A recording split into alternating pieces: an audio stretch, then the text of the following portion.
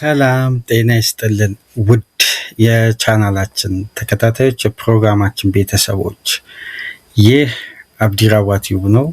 ፕሮግራማችንን ላይክ በማድረግ እንድትጀምሩ ላይክ ስታደርጉ የዚህም ፕሮግራም ተደራሽነት ተደማጭነት ከፍ ስለሚያደርግ ይህንን ፕሮግራም ላይክ እያደረጋችሁ እንድታደምጡ አዲስ የሆናችሁ ቻናላችንን ዛሬ ማድመጥ የጀመራችሁ ፕሮግራማችንን ሰብስክራይብ በማድረግ ቻናላችንን እንድትቀላቀሉ የቻናላችን ቤተሰብ እንድትሆኑና ከኛ ጋር ቆይታ እንድታደርጉ በአክብሮት እየጋበዝን ይህንን ፕሮግራም ከሀገር ውጭ የምታደምጡ የቻናላችን ተከታታዮች የሁል ጊዜ ድጋፋችሁን በሱፐር ስቲከር፣ ሱፐር ቻት፣ ሱፐር ታንክስ ለቻናላችን እንድታበረክቱ በአክብሮት እየጋበዝን በሶስተኛ ክፍል ፕሮግራማችን እንግዲህ ትኩረት የምናደርገው በቀጥታ ወደ አንፊልድ ተጉዘን እሁድ ለስንብት የተስተካከለው የመሐመድ ሳላህ የሊቨርፑል ቤት የመጨረሻ ጨዋታ በሊቨርፑል ማሊያ የመጨረሻ የፕሪሚየር ሊጉን የሊቨርፑል ቤት ቆይታውን የሚያደርግበት የብሬንፎርዱ ጨዋታ እሁድ የሚደረግ ይሆናል።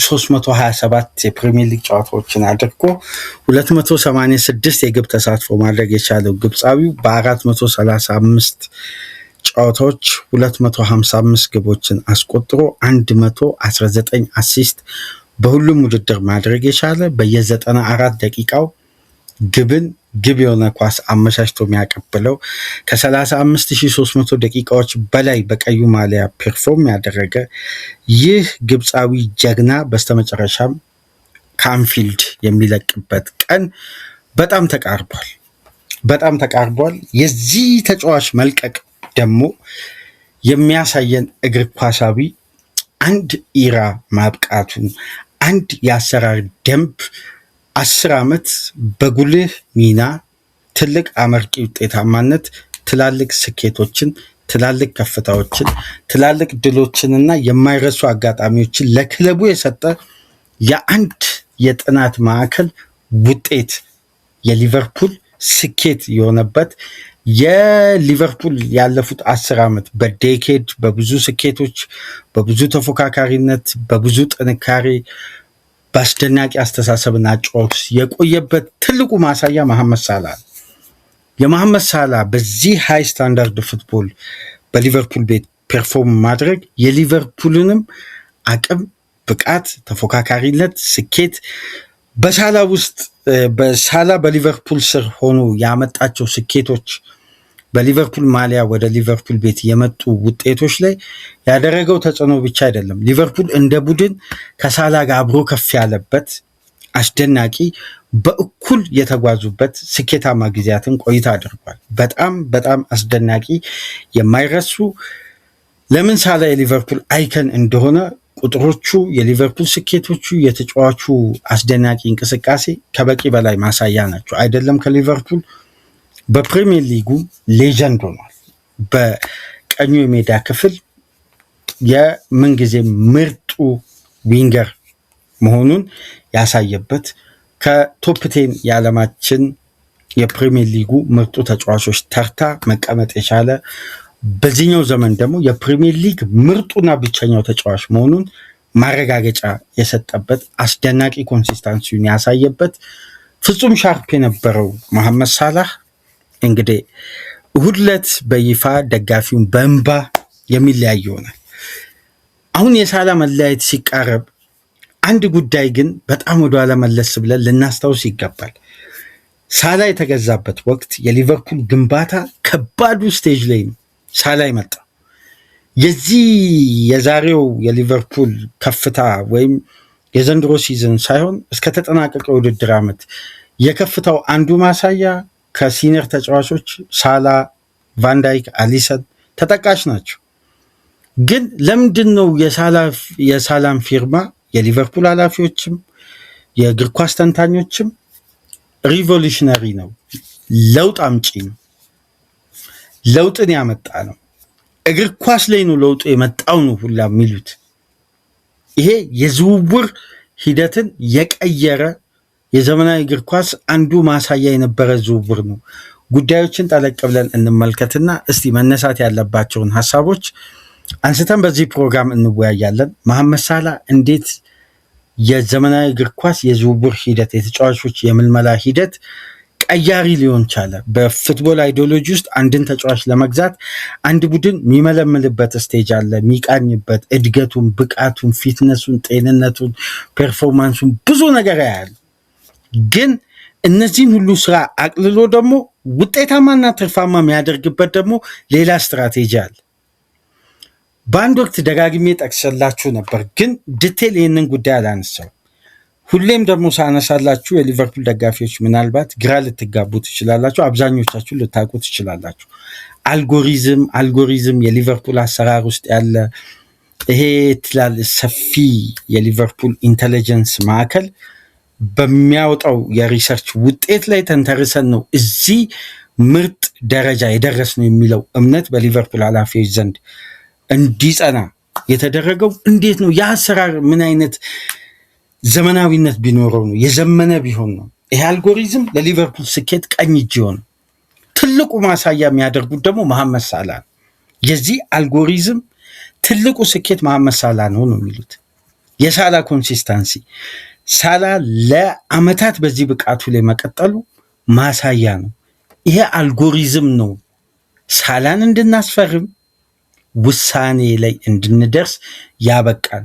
በወቅቱ የተለያዩ በዓለማችን በሚገኙ የተለያዩ ሊጎች ውስጥ በርካታ ተጫዋቾችን መልምለናል፣ በርካታ ተጫዋቾችን ገምግመናል። ግን የሳላህ አይነት በቦታው ላይ ከየርገን ክሎፕ አስተሳሰብ ጋር ኢፌክቲቭ የሆነ ተጫዋች ገበያ ላይ አልነበረም ነው። ለዛው ነበር፣ ተቀራራቢ ነው። ግን አንዱን አምጥተን ብንሞክር ውጤታማ እንሆናለን አይደለም። በክሎፕ ስትራቴጂ እንደ መሐመድ ሳላህ ኢፌክቲቭ ተጫዋች የተሟላ ክሎፕ በሚፈልጉት የጨዋታ ስታይል የለም ነው የሚሉት። ደመደሙ። እንዴት የሚለውን ጉዳይ እንመልከት። ይሄ ተጫዋች ገና ወደ ሻርፕነት ሊመጣ እንደሚችል ይሄ የምልመላ ሂደት ያሳይ ነበር ይላሉ እና በልበ ሙሉነት ያወራል። በዚህ ስራችን ነው ሊቨርፑል በክለቡ ታሪክ ከ30 ዓመት በኋላ ፕሪሚየር ሊግን ያመጣው፣ ሻምፒየንስ ሊግን ከረጅም ዓመት ያመጣው፣ ፕሪሚየር ሊግን ደግሞ ማንሳት በርካታ ስኬቶችን ያመጣ ነው ብለው 100% ያምናል። ይሄ ምን ተብሎ ይጠራል መሰላችሁ? ዜሉስ ኦፍ አናሊቲክ ይባላል። ዜሉስ ZELUS ዜሉስ አናሊቲክ ይባላል፣ ወይም ቲም ወርክ ኢንቴሊጀንስ ይባላል። ይሄ ማዕከል፣ ይሄ አሁን አልጎሪዝም እላችሁ። ይሄ አልጎሪዝም እንዴት መሰላችሁ? በአንድ የኦክስፎርድ ሳይንቲስት በ2010 የተገኘ የጥናት ሶፍትዌር አልጎሪዝም ስለ አንድ ተጫዋች ብቃት፣ ስለ አንድ ተጫዋች እድገት፣ ስለ አንድ ተጫዋች አሁን ላይ ስለሚገኘው ፊትነስ፣ አሁን ስላለው እያንዳንዱ ጉዳይ ይሰጠዋል። የክለቡ የአጨዋወት ሲስተም በሪሰርች ዲፓርትመንት ኃላፊዎች በአሰልጣኙ በሚያቀርቡት ፕሮጀክትና የቅኝቱን፣ የአጨዋወቱን፣ የአስተሳሰቡን ሂደት ከተቀበለ በኋላ እነዚህ ተጫዋቾች ከዚህ አጨዋወት ጋር ተስማሚነታቸውን፣ መጎልበታቸውን አናላይዝ የሚያደርግ ሶፍትዌር ነው። ይሄ ሶፍትዌር የሚጠናው በ17 ግለሰቦች ነው። ሶፍትዌሩ ተገጥሞ በዘመናዊ ሁኔታ አንድ ክለብ እንዲጠቀመው የግድ በሶፍትዌር ኢንጂነሪንግ ላይ የጎለበቱ ከፍተኛ እውቅና ያላቸው ከትላልቅ ዩኒቨርሲቲዎች የተወጣጡ ባለሙያዎች ያስፈልጋሉ። ለዛ ደግሞ የሪሰርች ክፍሉ ኃላፊ ይሄ በጣም ብሪሊየንት መሆን አለበት። በጣም አስፍቶ ጉዳዮችን የማመዛዘብ ወይም ንቃቱ ከፍተኛ መሆን አለበት። ምክንያቱም ሻርፕ ለሆነ ዲሲዥን ሻርፕ የሆነ ኢንቴሊጀንስ ስለሚያገኝ። ይሄ ማዕከል ደግሞ እንዲጎለብት የሊቨርፑል ኃላፊዎች ተሞክሮ የወሰዱት ወይም የሊቨርፑል ባለቤቶች ተሞክሮን የጀመሩት ከራሳቸው ከቤዝቦል ቡድን ሬድ ሳክስ የሚባለው የቦስተን ሬድ ሳክስ የሚባለው የቤዝቦል ቡድን ላይ ሞክረውት በአንዴ ነበር ውጤታማ የሆኑት። ያ ቡድን ረጅም ዓመታት ከስኬት ከድል የራቀ የቤዝቦል ቡድን በቀጥታ በዚህ አሰራር ምክንያት ጎለበተ፣ ድሎችን ማምጣት ጀመረ። ስለዚህ የሊቨርፑል ኃላፊዎች ሊቨርፑልን ከገዙ በኋላ ይሄን ጉዳይ ለማዘመን ዘመናዊ ትሬኒንግ ግራውንድ ያስፈልግ ነበር። ያንን ትሬኒንግ ግራውንድ ሲገነቡ ይህን ዘመናዊ የሆነውን አሰራር ለመዘርጋት አንድ ራሱን የቻለ የሪሰርች ማዕከል ነው የገነቡት። እሱ ደግሞ የሚመራ የነበረው በወቅቱ በዚህ ዘርፍ በአሜሪካ ኦክስፎርድ ዩኒቨርሲቲ ተጨማሪ ሌላ ትላልቅ እውቅናዎችን ፒኤችዲዎችን አግኝቶ የመጣውን ኢያን ግራም በክለቡ ለ10 ዓመት ፈረመ። የኢያን ግራም ምልመላ ላይ ደግሞ የማይክል ኤድዋርድ ሻርፕ የሆኑ ውሳኔዎች ተጨመሩ። የነ ዴቪድ ፋሎ የነ ባሪ ሃተን ሙያዊ እገዛ ተጨምሮ ምልመላው ማን ላይ ተካሄደ መሰላችሁ? የመጀመሪያው አስተማማኙ ስትራቴጂ ጉልበት፣ ፍጥነት፣ ሌላ ጉዳዮች ላይ ጥልቅ የሆኑ ሙያዊ ትንተናዎች ውስጥ ሳይገቡ ግን ለኤርገን ክሎፕ 8 ዊንግ ተጫዋቾች በተለይ የቀኝ ዊንግ ተጫዋቾች ተመለመሉ። ከ8ቱ የኤርገን ክሎፕ አብዝተው የሚናገሩት የነበረው ዳግላስ ኮስታንና ማሪዮ ጎትዘን፣ ጁሊያን ብራንደንትን የበለጠ ደግሞ ጁሊያን ብራንደንትን የጁሊያን ብራንደንትንና የመሐመድ ሳላን እድገት ብቃት አሳማኝ በሆነ ምልመላ በሪፖርት አቀረቡ። የኤርገን ክሎፕ ይሄ አለመርካት አልረኩም፣ ግን በተጨማሪ ምልመላ አንድ ተጨማሪ የዝውውር መስኮት ጨምረው የተጫዋቹ የፊዮሬንቲና ቤት ቆይታና የሮማ ቤቱን ሳላን በማምጣት በዚህ ዜሉስ አናሊቲክ ወይም ቲም ወርክ ኢንቴሊጀንስ በተባለው የአልጎሪዝም አሰራር የሳላን ኢፌክቲቭ መሆንና በቦታው ላይ ከተያዙት እቅዶች ብቻ አይደለም በዛን ሰዓት ከክሎፕ ስትራቴጂ ጋር በቀጥታ እንደመጣ ዳይሬክት 100% ፊት እንደሚያደርግ ፕሩፍ አድርጎ ያቀረበው ይሄ ማሽን ነበር። ዛሬ ላይ ምናልባት ካልተሳሳትኩ በፕሪሚየር ሊጉ 70% ክለቦች ውስጥ አለ። ግን ይሄን ዘመናዊ አሰራር የጀመረው ሊቨርፑል ነው። በፕሪሚየር ሊግ ይሄን አሰራር ይሄን አልጎሪዝም ማለት ነው።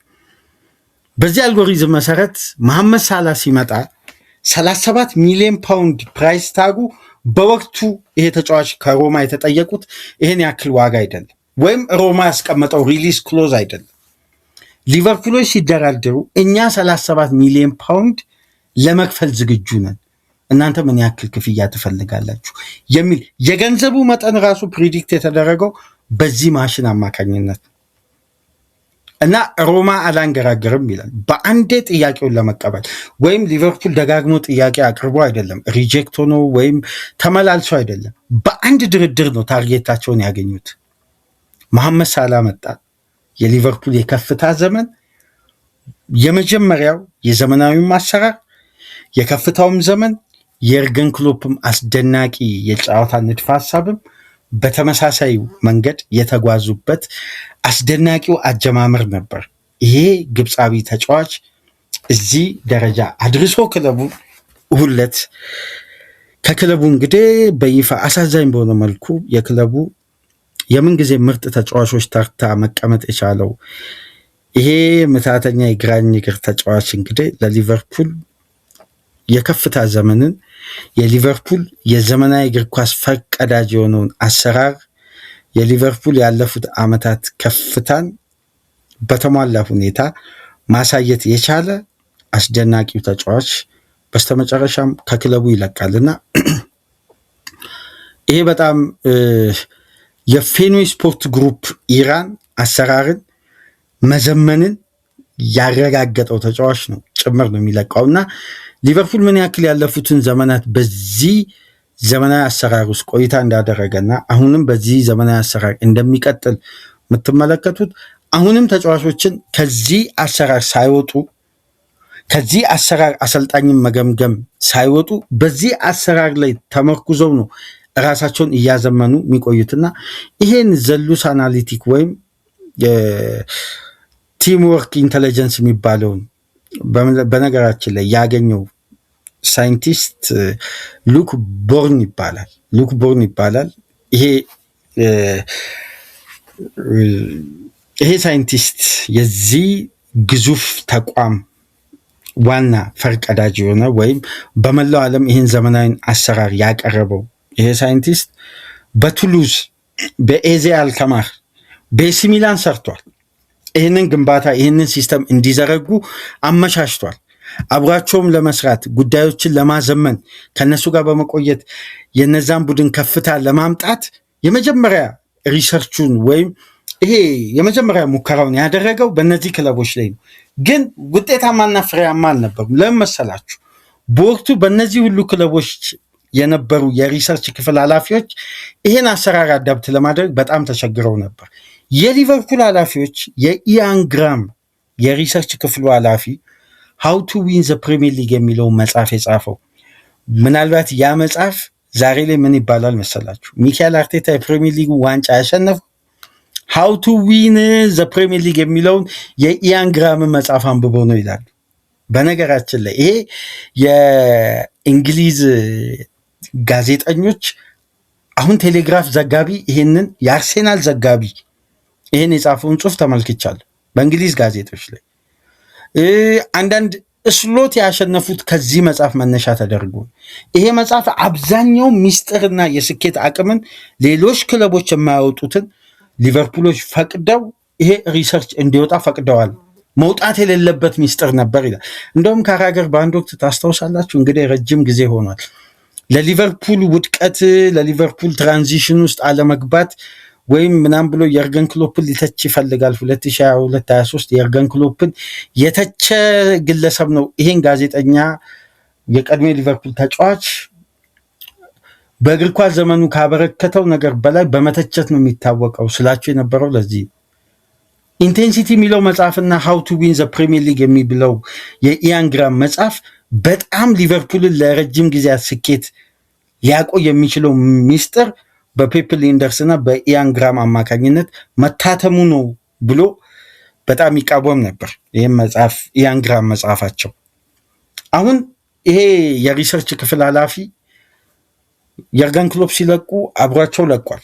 ኢያን ግራም ግን በወቅቱ እሱ ስልጠና ለመውሰድ ወደ ቦስተን ሬድ ሳክስ የቤዝቦል ቡድን ትልቁ ግዙፉ ተቋም ሄዶ ለ6 ወር ስልጠናውን ሲወስድ የበለጠ ባዳበረው ቴክኖሎጂካል የሶፍትዌር አቅምና የሪሰርች ብቃት እነዚህ ቴክኖሎጂዎች ለሱ አዲሽናል ጉዳዮች ሆኑ።